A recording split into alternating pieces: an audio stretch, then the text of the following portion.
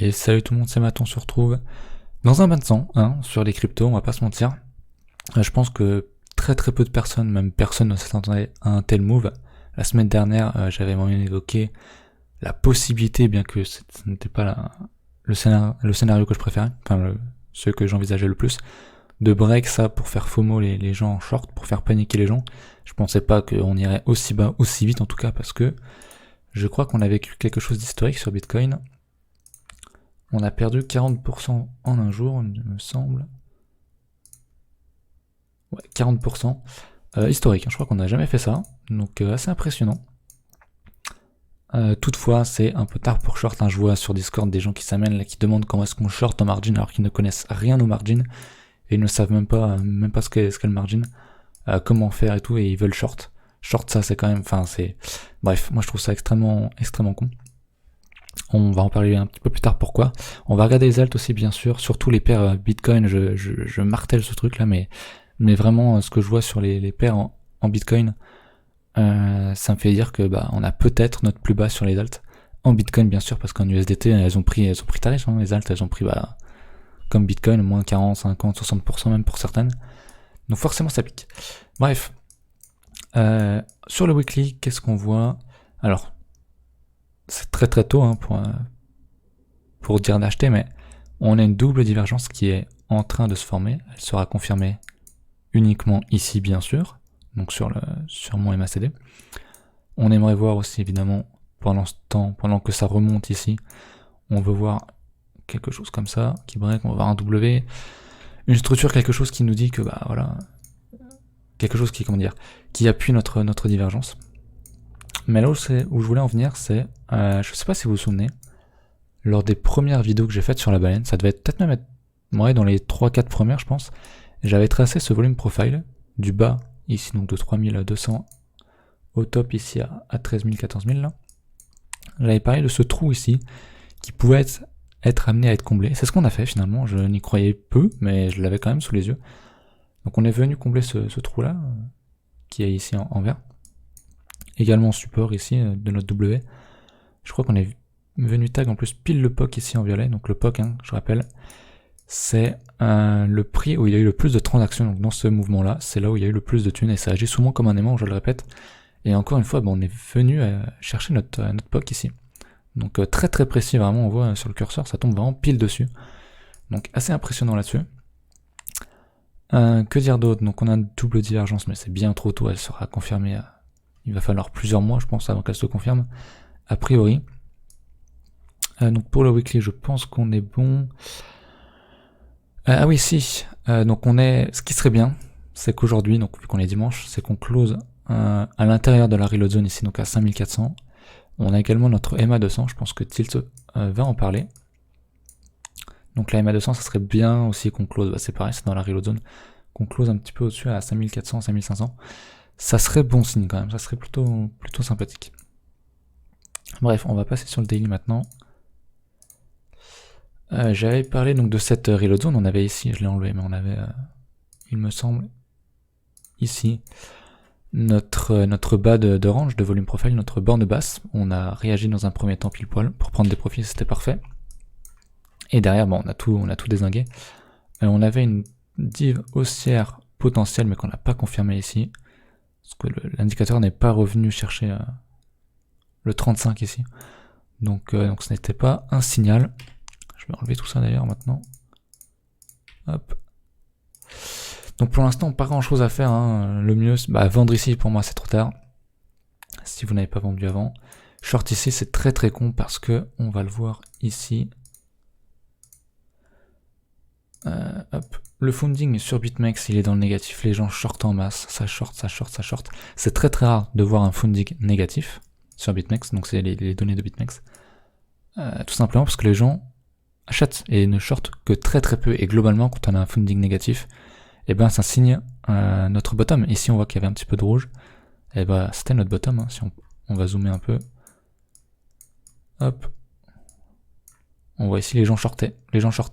Ici, ils shortent la cassure, ils shortent le bottom en fait tout simplement. Et là on a un gros mouvement, un gros funding bien négatif. On était à moins 0,3, c'est monstrueux, je crois pas qu'on ait vu ça souvent. Ici, on était aussi sur des plus bas. Donc voilà, short ici pour moi c'est une erreur, c'est trop tard, les gens qui font ça le font en panique, il FOMO, donc la peur de rater quelque chose. Le truc est déjà bien parti, hein, il fallait, si vous voulez short ça se prenait en haut, en termes de risk reward là c'est, enfin, pour moi c'est difficile d'encadrer un short ici, à part peut-être pour de l'intraday, mais bon. Bref, trop tard pour short, selon moi ici, voilà. On va regarder l'open interest, j'en avais parlé. On va regarder ici l'open interest. Hop. J'avais dit que l'open interest ne suivait pas la tendance, que l'open interest ne montait pas. Malgré la tendance baissière, c'est toujours le cas, il ne monte pas. Au contraire, on recte de plus en plus de gens. Je vais passer en 4 heures. On était quand même au milliard de positions il n'y a pas si longtemps, et on est aujourd'hui à 400 000. C'est monstrueux le drop qu'on a fait ici. Je vais même, pourquoi pas passer en 12 heures. C'est monstrueux ce qu'on fait, on liquide les gens, on fait liquidation sur liquidation. Comme on avait fait, il va falloir un petit peu plus historique. Comme on avait fait ici, hein, à ce drop là, on était au milliard, on est passé à 700 000. Et là, mais c'est monstrueux ce qu'on a fait, on est à 400 000 quoi. On a niqué un max de gens, il y a plus grand monde qui est en position. Je rappelle, l'open interest, ça nous montre en dollars ici, vu que ce sont les données BitMEX, les gens qui sont en position longue comme short, et on voit que tous ces gens-là se sont fait sortir. Donc un gros drop ici, c'est-à-dire que ça, sur cette bougie rouge, c'est-à-dire que des gens étaient à l'achat, et ils se sont fait défoncer. Littéralement, tous les stops ont sauté. Il y a plus grand monde sur le marché, en fait, entre guillemets. On était 1 milliard, on n'est plus qu'à 400 000, je me répète, mais c'est monstrueux, franchement, comme drop. On n'a pas d'historique avant, mais c'est une première. En tout cas, du peu d'historique qu'on a, donc voilà. Ça veut dire que les gens se sont bien fait niquer, pour rester poli. Donc voilà. On va regarder les alts, et c'est là où je vais en venir surtout, ce qui m'intéresse, moi. Alors je vais pas regarder les alts en USDT, parce que c'est ce que tout le monde regarde, et évidemment elles se font défoncer, parce que Bitcoin prend tarif, forcément. Mais sur les paires en BTC, on a enfin fait notre retour sur support, on voit ici Ethereum, ETH, donc il ne fait pas de plus bas, contrairement aux paires USDT ou même à Bitcoin qui nous fait un sale plus bas. Ici, on teste le support, tout simplement, donc pas un grand mouvement de panique. Donc le jour où Bitcoin a pris moins 40%, les paires, ETH a pris seulement moins 8%, donc ça montre quand même une certaine force, une certaine résistance. Moi je vois ça comme ça, on fait un retour sur support. Acheter ici c'était pas débile, à mon sens. Comme j'avais posé mon risk reward ici, hein, on aurait été pris. On va regarder, je crois qu'il y a Aion qui est dans la même situation, qui est très très propre. Voilà, le support, j'en parlais depuis un petit moment, un petit retour pour acheter. T'as acheté ça, tu mettais ton stop, je vais pas le mettre parce que c'est chiant, mais tu mettais ton stop ici, t'encadres ton risque, c'est très très bien. Je crois que sur Stratis, on a été sorti, sur Bitrex forcément, il y a moins de liquidité. On l'a fait un petit peu bas pour sortir pour mécher, pour sortir les stop loss. Sur Binance où il y a plus de liquidité, ça n'a pas été le cas. Ouais, ici ça n'a pas été le cas, on voit qu'on n'a pas sorti les gens. Je voulais regarder, alors la semaine dernière j'avais oublié de parler de Nexus, on avait parlé, mais on va regarder avant ça. La Bitcoin dominance, alors je la regarde pas sur TradingView parce que je sais pas pourquoi, mais elle a complètement bugué. Je la regardais la semaine dernière, la bougie elle bougeait sans arrêt. C'était très étrange et on n'a pas cherché notre résistance ici, alors qu'on l'a fait ici donc sur chart.cointraderpro.pro pardon. Ici on voit bien qu'on est venu rechercher notre résistance et qu'on a rejeté violemment, ce qui est très bon signe. Ici on voit on a une belle bougie verte. Un bel avalement baissier, donc très très intéressant, donc c'est très très bon pour pour nos alts en paire Bitcoin, tout simplement. Si on tient ça et si on vient à faire notre nouveau plus bas, je sais plus si vous vous souvenez, mais j'avais parlé de faire tac, ça, et ensuite un nouveau plus bas. Ce qu'on fait pour l'instant, donc il faudrait rejeter et faire un nouveau plus bas pour qu'on soit davantage serein. Tout simplement, on va regarder du coup, j'avais oublié Nexus. Je sais pas si c'est sur Binance Nexus. Je connais pas mon alphabet. Nexus NXSI, il est là. Nexus, qui avait bien été chill par la baleine à l'époque, par Capet notamment. Orange. Hein. Cette mèche, j'aime pas ça. On est venu la chercher la mèche en fait, donc ok. Maintenant ce qu'on va voir c'est un W, une structure. Est-ce qu'on a on a une divergence ici. Rien derrière, ok, pas fou. Bah, pour du buy and hold, je veux dire, ça se fait en paire Bitcoin. On n'a pas de... C'est compliqué, il y a beaucoup de mèches, donc c'est difficile de voir des structures. J'aime pas trop ça, hein, ce genre de mèche ici, là. Ça, là, j'aime pas. Tous ces trucs-là, j'aime pas non plus. C'est pas hyper rassurant maintenant, voilà. Si vous voulez miser un petit peu, mettre un 1% de votre capital là-dessus et hold 2 ans, 3 ans, je sais pas. Ou vendre sur un certain retour, d'un certain retracement, pourquoi pas. On n'a pas beaucoup d'historique sur Binance, mais globalement, ce qu'on veut voir, c'est un W ou ici un double top, pourquoi pas. Un truc comme ça, donc venir casser ici, donc ça nous ferait quand même un pump de 100%, donc bon, ça fait... C'est jamais bon d'acheter après un 100%. Donc voilà, pour moi, il n'y a pas grand-chose d'extrêmement intéressant. Tilt vous dirait qu'ici, on a un beau TD9, qu'on a notre risk line ici en bleu, nos pointillés qui sert de support. Support également au niveau du prix, ça nous ferait un double bottom, donc pourquoi pas acheter ici avec un stop très proche. Attention au chasse au stop, hein, c'est toujours le risque. Mais sur les alts, globalement, moi je passe sur du long terme, hein. En paire Bitcoin, on a tellement retracé que ça en devient intéressant, mais pour répondre à... J'en achèterai pas ici parce qu'on n'a pas de W, on n'a pas de divergence, peut-être sur une unité de temps un peu plus courte. Sur le 3D, c'est intéressant. Enfin, ça pourrait être intéressant.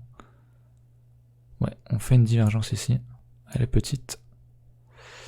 Tac, tac, tac, c'est là. On a une divergence ici qui a été confirmée. Ici, même si on attend un retracement. Enfin, pardon, un retour au zéro, on l'a eu. Et ce qu'on veut voir maintenant, c'est un prix qui monte. On veut voir ça. On aimerait bien revenir par ici. Close au-dessus des clôtures ou carrément au-dessus des mèches, mais j'aime pas attendre le niveau des mèches. Personnellement, il y a tellement de mèches que bon, j'aime pas trop ça. Donc voilà, Nexus, je n'irai pas parce qu'il y a mieux ailleurs. Et j'avais noté d'autres alts qui avaient fait quelque chose de très intéressant, c'était le KNC et le Lend. KNC ici, oh, monstrueux, monstrueux. Ouais, le KNC nous a fait un sacré truc là quand même. Est-ce qu'on a retracé de combien là? Est-ce qu'on a notre first stop Fib? Non, on a encore un petit peu de la marge. Mais c'est clairement trop tard pour acheter de ça à mon avis. Au niveau des divergences, toc toc toc.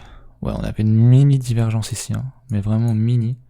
Je l'aurais pas prise en compte personnellement. Ici, comme ceci, on avait une divergence si on veut. On avait surtout un TD9 en weekly. Ici, donc un indicateur temporel qui donne un signal très agressif sur le 9. On a un beau 9 ici qui signale notre bottom. Et on est en train de faire un 9 ici, donc au top. Peut-être qu'on aurait notre top. Bref, on a fait un W, on avait tout ce qu'il faut hein, pour acheter, je l'avais pas vu. Un W, une divergence, un TD9. Un retour ici sur le support du W. Et derrière, et ben Moon, tout simplement. Par contre, on est venu chercher... je sais pas... Ah, ici on avait un beau support. On est venu chercher ce prix-là. Donc on avait un beau truc, si on achetait ici, on mettait un stop sous la structure.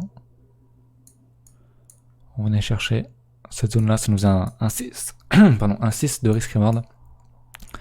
Pour un retour au first stop, ça nous ferait un 11. Mais bon, trop tard pour acheter. Et évidemment, le truc est déjà parti. Il faut regarder ailleurs. La deuxième alt que je voulais regarder, c'était le Lend, qui je crois a atteint sa target que j'avais mise. Ouais. On était ici la dernière fois que j'avais regardé, on n'avait pas encore atteint notre box rouge. Et notre tasse avec anse, hein, je répète, une tasse avec anse normalement. C'est dans une tendance haussière, mais je l'ai quand même tracé. Et on a atteint notre zone, notre support ici. Donc pour ceux qui étaient dans le Lend, j'espère que vous avez pris vos profits en tout cas. Voilà, écoutez, si vous avez des questions, des alts que vous voulez que je regarde en paire Bitcoin par défaut, évidemment, parce que si vous voulez que je regarde en paire en USDT, je le ferai, mais pour moi, ça n'a pas vraiment de sens aujourd'hui. On va regarder, je pense que, voilà, si je vais regarder ETH pour comparer, à mon avis, ouais. Ah, on l'a pas fait de plus bas. On l'a pas fait de plus bas. On est sur un double bottom si on était amené à un break à ce niveau-là, les 300. Mais c'est très sale, c'est beaucoup plus sale que les paires en BTC. Bref, ah ouais, on fait des plus bas ici. Je vais regarder d'autres trucs. Par exemple, moi, Aion. Aion a fait un plus bas. Très très sale. Alors qu'en paire à BTC, pas du tout. Donc voilà. Moi, je m'intéresse vraiment au pair BTC. Bref. Si vous voulez que je regarde des alts pour la semaine prochaine, dites-le moi. Si vous voulez que je regarde quelque chose, dites-le moi. N'hésitez pas à laisser un petit commentaire. Et puis on se retrouve la semaine prochaine avec, j'espère, une réaction haussière sur nos alts en BTC. Et donc un drop un peu plus violent sur la Bitcoin dominance. Voilà. À la semaine pro. Ciao.